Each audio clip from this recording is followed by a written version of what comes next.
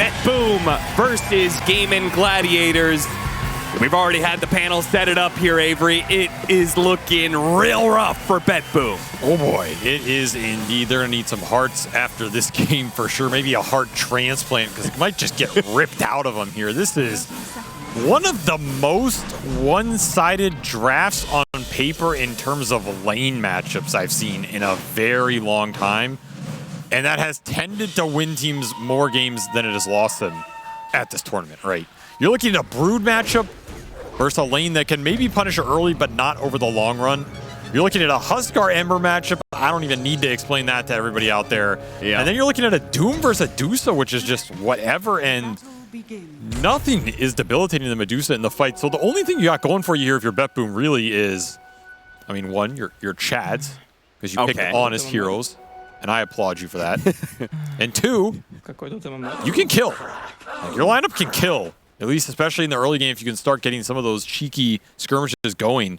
The Lich and the Techies have a lot more lockdown and nuke damage than the Pugna and Dyne are going to have in the first 10 to 15 minutes here. That is what you have to abuse. You have to roam around, make some chaos happen, go through the gates, gank mid, fight on the Wisdom runes, get the ults up for the Techies and the Lich really fast so you have even more kill threat come online even faster. That is the one route to a solid victory I see here for BetBoom. If they can execute that, then maybe you can abuse the fact this lineup doesn't have a lot of lockdown and won't have a lot of ability to play the map that well and can get out-farmed.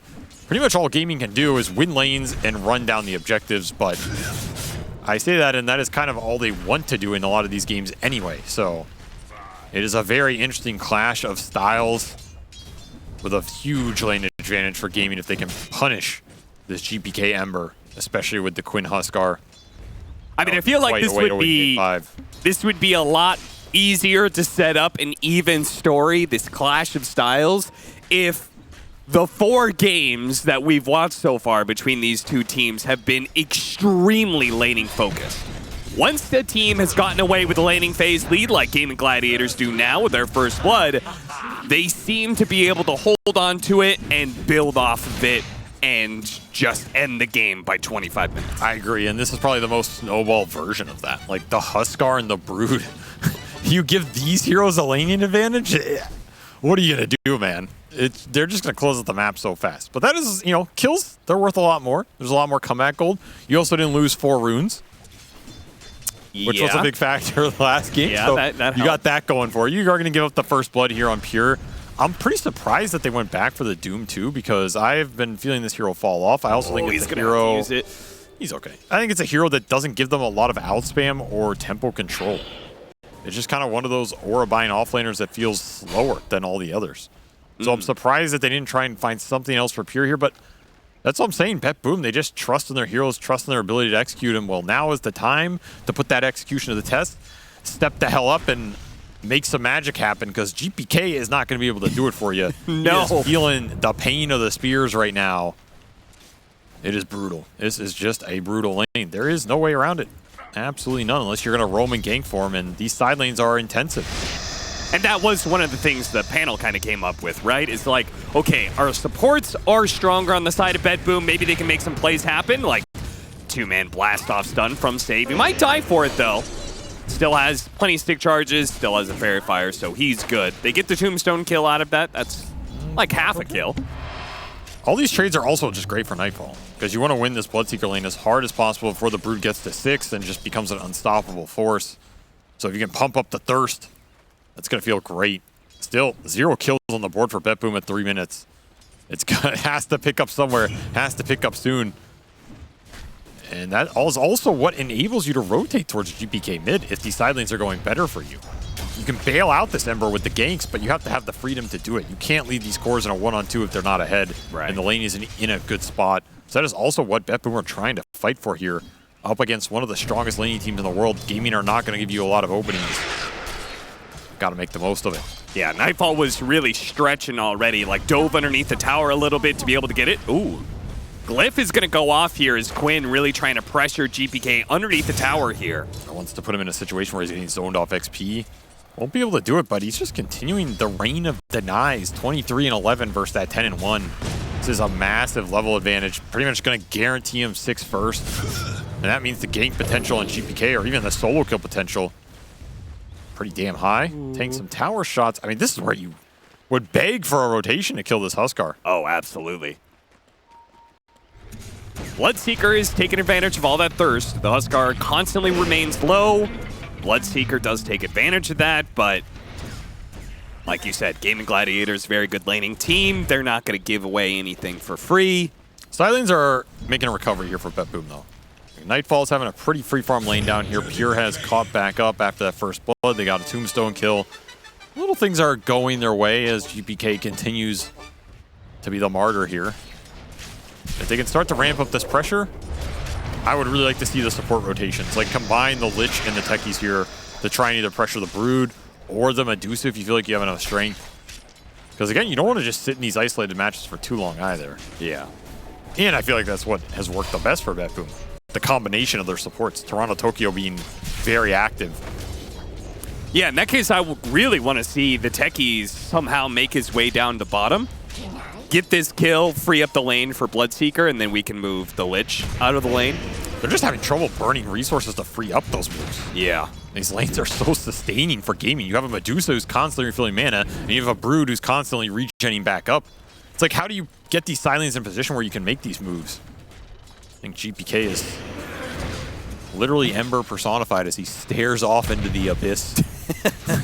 So he stares at his lane and wonders. He's just waiting for his time to get 1 CS for the 4 that Quinn is getting. It's like, man, it must be nice to have a creep score. Well, off to the jungle he goes, into the heart of darkness. Well, maybe it'll be better for him. Fight for the Lotuses. It can't get much worse. Save does connect. He will reap the reward. A lot of extra regen on him. Maybe they can bait out a good trade up here. Still no creep up for Pure. That hurts a little bit. And these trades no longer coming through. The sustain on the lanes is hurting Nightfall. He's just not getting a lot of thirst to try and punish Ace. They missed the early levels punish. This is rough. Twice now, Quinn has won the lane in a dominant matchup, and he gets a double damage for it. GPK, he's going to show up to bottom lane to try and get a kill and get himself to level 6 as a result. But this kill is not that easy. It's going to take a while to be able to run him down, and when they finally do, they've already lost Toronto Tokyo for it. At least GPK will be able to steal some of Nightfall's CS as he complains and get himself to his ult. The thing is, yeah, that's 6-minute double damage. It's going to create a lot of fast pressure here for Quinn. He's going to start hitting this tower with the end of it, and he's got a catapult wave. This is a hard lane for GPK to return to, and there's not much that can help bail out the pressure. He's just going to give it up, actually. I'm surprised Quinn left that. Maybe feeling like he doesn't have to overextend, though. Maybe because the Lich died. The possibility of Lich TPing. Yeah, he doesn't want to give up the kill. Yeah. But it is 7-minute Wisdom Runes. He's able to get split here. So at least BetBoom get 1. And you really need the levels on these supports. Lane's pretty far up top. And what does Toronto Tokyo want to do? He just wants to TP bottom. So not going for the skirmish top. Instead just heads back bottom to try and help Nightfall. Another very slow kill game for BetBoom.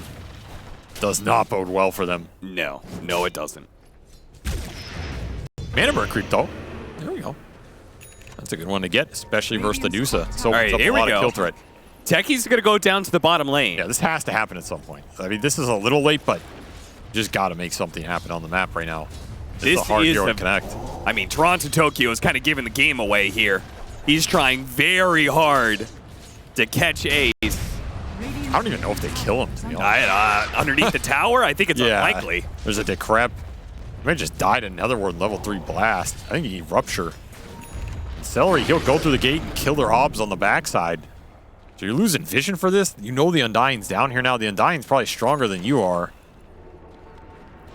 Absolutely. Yeah, nice Watcher. My Watcher, son. You're going to get a 3 versus 3 here. The Lich, he's going to get run down pretty easily. Now the blast off, not going to go off. Save, thinking better of it here. And probably, he might need to blast off just to be able to keep himself alive. Ace is running him down with this Helmet Dom creep. Nice. Thinks he's still playing Lycan here. Yeah. And it's looking like it as GPK makes a rotation for nothing. Oh, nice dodge. You can always dodge these. I don't think Quinn minds too much. 10 seconds for that cooldown to come back up. Did not like that fly in his face. Wouldn't be the first mid laner with a fly problem. What is going on, man? Yeah. I thought he smelled something weird at first. He's got the smell of stinky cheese coming from Gaming Gladiators, but they'll punish that and get a kill on Quinn. Finally, they can bring more heroes to this than Gaming Gladiators can, and they just have to actually be able to get the kills. GPK waves off that laning phase, and now he's level 8.5. Really pretty fast recovery here just off the one kill. I mean, this is an okay position out of that mid lane. Honestly, it's the side lanes that didn't go as well for BetBoom as I thought. Denver has the levels. You can start to play through him a bit more. This is just the part of the game where I don't favor the Doom, because I feel like it's very slow for Pure. Yeah. Like, you're not threatening Dyrachyo up here. You can't connect to the kills. And Quinn is just going straight back in. This is a risky go. The blast off is going to land to him. They do have the support coming in with the Decrepify save. Looks like Nightfall, he's probably going to bleed out here. Oh, he lived. Or burn out. Nope, he's good. GPK does manage to get the power runes, so that's a big up. In fact, he's going to use it to kill Tofu. So really not the worst exchange in the world. Especially key for your supports. Yeah. On top of that power rune snatch. Very good news for GPK. He's making something out of nothing here. 2-0-1. Honestly, he's made the best of his situation out of everybody. Despite the fly. It has not bothered. He did lose the tower for it, though. So Ace is going to be really, really big. And win Ace has been really, really big. I feel like Gaming Gladiators win rate goes up like an extra 10% on top of whatever their natural win rate is. That's what I've been right telling you, man. If your off laner is winning his lane, your chances to win just go up more than any other core. Okay. Off laners win you tournaments. Okay? I'll actually give you the brief rundown. Mid laners get threads. They get Reddit threads. Yeah. Carries get flame, and off laners get rings. Damn. You got that from Universe, didn't you? And now you might be asking, well, SVG, what does supports get? Yeah, what does supports get? Absolutely nothing. You get nothing. Good day, sir. Welcome to Dota2, where it's all about how much you can pump up the core's net worth, what you can do for them in terms of save and utility and gank potential. Nobody ganks for a support, you gank for your core, or you gank a tower. As save has gone Earn, looking for a Vessel here. I mean, it's a damn good Vessel game versus the Brood, the Huskar, and the Pugna save, plus a Soul Rip on top. Oh, little ice skating. He does have a Remnant coming up, but it might be too much. Oh, that is definitely not enough. Yeah, that was not where you wanted to end up, but his team will make the most of the space that he has created here. I'm thinking Dyrachyo, that's a huge kill, but they used all their stuns. Speaking of stuns, that is the one advantage they have over Gaming Gladiators. Yes, and that is why I think these kills should come easier to them. Yeah. Because until Gaming clumped, their heroes are susceptible on the map. Which is why you wanted as fast support ultis up as you can get. They are both online now, so you have the mines. You have Chain Frost, and you got 4 bounty runes. And here's a nice little 1,000 gold. Not bad. Oh god, he just laid an Observer Ward right on top of the Sentry. That's unfortunate. Well, that is just how good Gaming are at controlling the map. They already know where you're going to ward. It's just free gold waiting. Yeah, somebody's going to see that eventually. I mean, they're just farming everything right now. Again, they're not going to group until Ace makes the call. And then it's going to be a hard hammer to fall. BetBoom, you are behind. You're going to have to respond. Which means you can't have too many more deaths on GPK here. And you need to find these pickoffs. They need some Maelstrom really badly. Pure One Meteor Hammer. Interesting. I mean, it helped them get this tower, but is this an item that does anything for you in the game? And you're going Midas? Yeah, he's going to double down on the greed. So greedy, man. I mean, I know Hammer's like a farming item, but it's very slow here. I feel like you're really conceding the Roshans entirely. First rupture of the game, I believe. And the mines will get him. So Nightfalls is always going to be able to join these skirmishes just because the Huskar is guaranteed to give him the thirst points. That's the nice part here. So maybe Nightfall's going to be way more active this game, and this Hammer Midas will eventually pay off for Pure, but I think he does have to build into an aura here. He can't get too greedy. Like, I don't think you can afford to go Bots, Octarine, or something like that. You have to get some sort of Crimson, Greaves, Pipe. Bots, Octarine, and a Midas Meteor Hammer. I mean, you think I'm joking. These guys, they're insane. Doom players, they don't live in the real world, Cap. Yeah, where do they live? They live in gold land, where gold grows on gold trees and drops from I thought that was carries. Lollipops of gold drops. Also known as the United States of Capitalism. JPK is going to man up here. Big kill if they can get it. They're going to throw everything they have for it. Big kill to be able to get, and the pressure mounts as GPK wants to keep this push going. He has Maelstrom. Honestly, this game does not look too bad. Not the worst. Like, net worst-wise, considering how much we thought they were going to get stomped on lanes, right? Yeah. They're only down to K. And the lack of stuns, this is where that lack of stuns is going to hurt gaming. They can't really make plays too easily. We're talking about how much BetBoom can try and find and punish gaming, but you could play the reverse Uno card here and say, well, how do gaming punish BetBoom?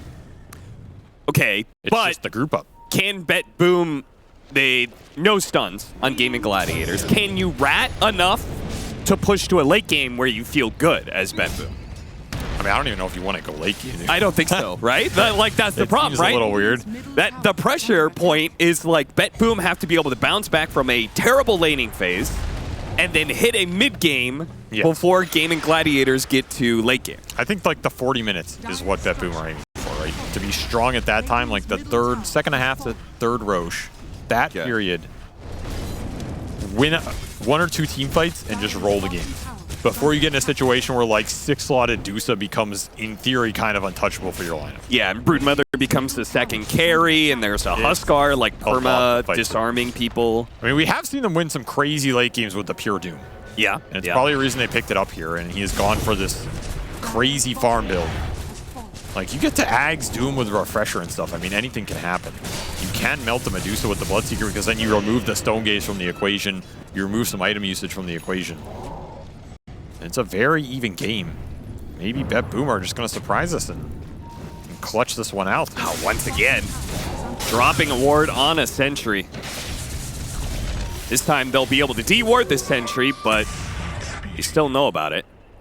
I must say, I feel like GPK he's really stepped up this game. This is such a hard game for him to play when you don't even have the lane versus the Huskar. Your matchups are kind of bad. Your side lanes didn't go amazingly well, and then you're still the play creator. Like, he's still making action happen for his supports and getting them the levels back. He's 3-1-2 with 150 CS, and he's basically the same net worth that Huskar. What is that smell, Cap? It's the smell of victory. Maybe. Smell of a comeback, perhaps? This is a tough team to beat. This would be like their 5th consecutive major title.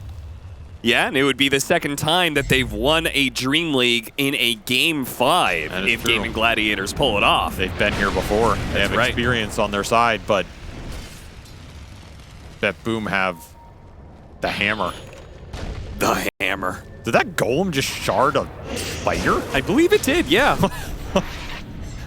Why? Because fuck spiders, that's why. I mean, I guess. Why did it doesn't have priority on heroes, or it just shows a random spider? It's like, screw you. Oh, that was interesting. I mean, if you saw that many spiders running around, wouldn't you do the same? Yeah, but I throw it at the biggest one. No, you don't want to piss off the biggest one. Yeah, maybe. Either way, this will be the 2-man Roche with the Undying. Super efficient here as Nightfall's cam has disconnected. I think that's one of the things that Gaming Gladiators probably like the most out of the Huskar. Like, Quinn wins this lane, okay, fantastic, but then them being able to efficiently do Roshan, that seems to be a big deal for them, right? But like, so many times Duracio's not there when they do Roshan because it's more efficient for him to farm somewhere else, right? And this is just max efficiency, which is the name of their game. I think they also like it for the scale. Like, this Huskar is a terrifying late game here with the Ags lockdown. Then you all of a sudden have a low cooldown stun coming out. So this is a powerful hero to scale in this game. The disarm is going to be great as well versus the Bloodseeker, versus the Ember in the late game fights. He's pretty damn tanky. He can almost guarantee you those Roshans if you have AoE control the play around him, which gaming do in Stone Gaze, Pugna Ward, and Tombstone. Well, you said you don't think you can go this build. Pure says, try me. I'm going to do it anyway. Did he actually go the bots? Oh my, he went Octarine. He went Octarine. He hasn't bought the bots yet. He's looking at Blink Dagger and BKB. There's no way he should get away with this. He went Octarine, baby. There's no way he should get away with this. If I'm gaming, I'm looking at this, I'm like, let's just go high ground now. We have Pugnablast. We have Ward. But how can you do that, Avery, when meteors are falling through the sky every 20 seconds or whatever? The low cooldown Meteor Hammer. The 18-second Meteor Hammer. All right, if he goes bots, you'll never see me again. That's that's my limit. I can only take. He has a Philosopher Stone too, dude. How much GPM do you need? Like, come on, man.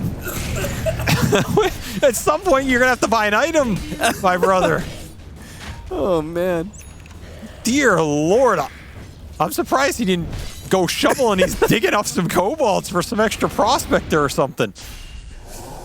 Maybe he told his supports to do that. Wait, can't you devour the kobold for the aura? Oh yeah, you can. What's he doing? he ruined his whole build. That's true. Somebody teach him how to play Doom. This is just amateur hour. Oh my god. I mean, they're not really getting punished for it, though. That's the ridiculous part. Yeah, Gaming Gladiators Where's the push? seem to be in no rush. I mean, I guess that's kind of true if you believe in Dusa Houseguard to carry, which I think is a valid idea, but you are letting Pure get away with financial murder right now. Like, he doesn't have a real item. I mean, I know there's a lot of white-collar crime he's committing right now. Bring this man to the judge. You got Aegis. You can push. Did they forget they can push in this game? I don't know what's happening.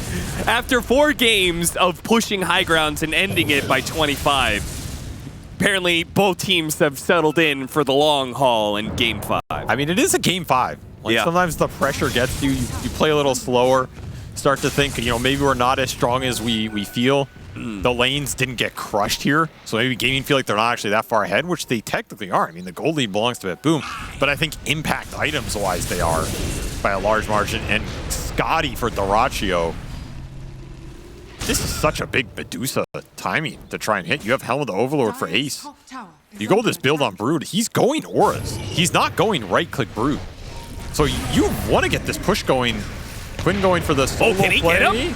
He's going to TP out. Let's save, do the dirty work. And he does. The Aegis expires. It's a suicide mission. Yeah, it really was. And maybe not. Oh, it definitely is. Here comes the spider. Here comes Mama. That's a big wolf, too. Those spiders getting their damage buffed up 50% effectively. Well, you don't have stuns, but you do have one more slow, I guess, with that Scotty. Get an illusion rune, too. Never mind. I mean, BetBoom, they're getting away with a lot of space. A lot more than I thought they would. Especially with the auras already up for Ace and like the BKB Scotty timing here. This could be another one of those games where gaming decided to push despite the Roshan timers. Like, I don't think they need Aegis to go high ground. So maybe they're just waiting for the right time to strike, and they're going to try and cement a lead with that. In your opinion, what would those items be? I feel like they have them, honestly. Maybe the Frost Shield dissuades you a bit, but I did expect more objective taking here because the downside of their lineup is you're not very good at playing the map. Like, the Pugna can kind of pick up some of the farm, and these are very fast farming cores, but in theory, the Doom and the Ember are going to slightly out-farm you, or at least are happier about it because they're not getting pushed down. Yeah, and he's going to be pushing your towers down with that Meteor Hammer. I mean, a lot of this every game... 18 seconds. Well, that is true. I mean, a lot of this game might just come down to who has the better end game. And I think both teams feel like they have it. Radiant's middle tower has fallen. I feel like BetBoom have to believe they have it. Otherwise, I don't know what the hell their draft is doing in this game. Yeah. But I think gaming might actually have it in a weird way, too, if this Medusa continues to go unanswered. I mean, you can get, like, multiple Halberds versus her. That seems pretty good. And because Ace went the auras, you're not as worried about a second damage threat coming out. But the Huskar with Ags and 4-5 slots is going to be terrifying, too. You have, like, more carries on Gaming Gladiators, but way more utility on the side of BetBoom, I think. Frost Shield's pretty good. I mean, they have decent utility on gaming too, right? On Dying Pugna with all the auras Ace is building. Yeah, I guess so. I think maybe it's just the lack of disables that bothers me about it. The lack of disables is definitely an issue. Especially against highly mobile heroes like Bloodseeker and Ember, right? But they are going to itemize it, right? The Huskar Ags and the Broodmother Hex are going to be two really powerful lockdown spells that are hard to deal with and hard to itemize against. As the smoke will find nothing. I think that Scythe is actually way more important for me. They're going to Rupture and Doom him. Yeah, they're going to all-in him. And Pugna, can Tofu save him this time? He tried to save his Aegis last time around. The Glimmer Cape, it's going to wear out eventually. The BKB, Nightfall going through the commitment. The Stone Gaze, it stops him. The heals come in and they keep the Huskar alive. And now GPK, he's already used all his remnants, so he has to TP out, but that won't make it either. Glimmer Capes win games, boys, and lack of detection really hurt BetBoom there as they missed out on a massive core kill and slowing down that Huskar Ags. Because he just sat there invis, and he was not low enough for the Thirst to give the vision. Yeah. I mean, this you even get the hammer cancel on the Suck. So that hammer paying off, but this is the Bloodseeker Medusa matchup in a nutshell. You get frozen, you are gone. And that Huskar just slips between their fingers due to a little skelly boy with a big wand. That Pugna is going to be a huge problem. Being able to pump up a Huskar and a Dusa. This is where I was saying, like, you're talking about the utility. I feel like the saves on gaming side, they're nasty. They're very hard to deal with. It's also why I felt that Doom pick was, it was too jumpy, because they picked the Doom into the Pugna on 9. Right. These are two heroes that are very good versus Doom, historically. They have anchored fight zone control in the Pugna ward and the Tombstone you have to fight into when you commit the Doom. And then it's 2 heals. You can just be sucking and soul ripping. And sucking and ripping? Yeah. You just be sucking and ripping for days, brother. And I mean, that Doom's not doing much for you. Sounds like a party. No, maybe one you get invited to.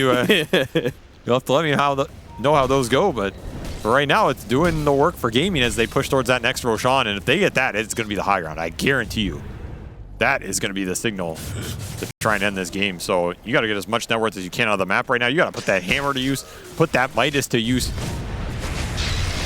TJ out. No stuns. See you later. Now he has the BKB as well. Yeah, I mean, this Doom has 16k net worth, but it's basically a Blink BKB. Yeah, it's all gold generation. So he's got to keep generating. Now it's time. Obviously, since he's 6-slotted, now you go back for the boots of travel. And this next 10 minutes, this is the hurdle BetBoom have to... He actually is. Oh my god, dude. At this point, I don't want Pure to win this game. It's like, bro, it's so greedy. It's so greedy. You know the push is coming. You know it. And you can't rat. There's no way you can argue that, oh, I'm just going to rat this game. Because gaming will take a Rax, and then if you don't come back because you're ratting, they just go throw it. Like, they don't care. Yeah, they have all the push in the world. If the siege is coming, you know what you do, Avery? You build the wall. You build the golden wall to shut him out. I don't think he's building anything. You just get enough heaps of gold, and surely that'll stop gaming Gladiators. God, he's actually going to go bots, dude. Literally the Octarine bots I said I didn't want to see. He will complete it here. Well, he's going to be very rich. Yeah. We'll see if it can do anything. Because I think this next Roshan is going to go gaming's way, and that is when the push is going to come. You better be ready for it. I guess he can rat with the hammer, reduce cooldown. I mean, the hammer is doing it. He's going to take a tier 2. No, don't tell me the hammer is doing it. The hammer is doing it. It's doing something. He does have that Devour Ancients talent as well. So that does give him a little extra impact in the fight if you can ever eat the big creep from Ace. The hammer has done it. We've taken a tier 2, everybody. Woo! Don't clap. Don't clap for this. Clap for Please GPK. Clap. Please clap. GPK has been holding this whole game together, man. He's the only one hitting heroes.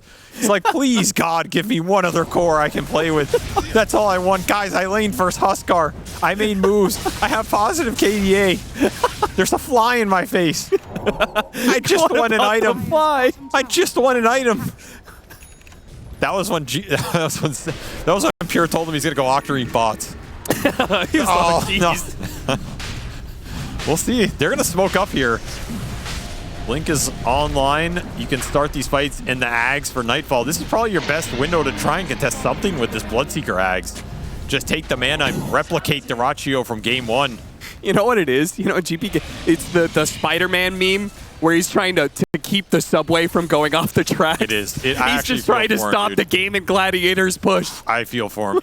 He is just the entirety of the area. They're going to they got the stand. This is nice, but it's an Aegis Medusa. Yeah, Dyrachio's just going straight up to the high ground. He's like, I know you guys are up here. Go ahead. Try me. They want to find the supports. GPK is going to try and poke them out. They found the Huskar. They go for him. The Huskar going to be the target, and look at all the ultimates. Throw them all. Every single ultimate at Quinn. They're going to be able to bring him down and Celery. They ignore the Medusa. They kill everybody else on Gaming Gladiators. What a huge turnaround. Undying even bought, and Dyrachio, he just has to TP. He will live. Lucky to get out of there, but god damn, what a high ground ward and a bait by BetBoom to hide behind there with the initiators and just surprise. Truly a surprise, motherfucker. Where are you going? Nowhere. You're doomed in a game 5. Pure, he farmed for 30 minutes and he's making it work. Somehow they brought it together.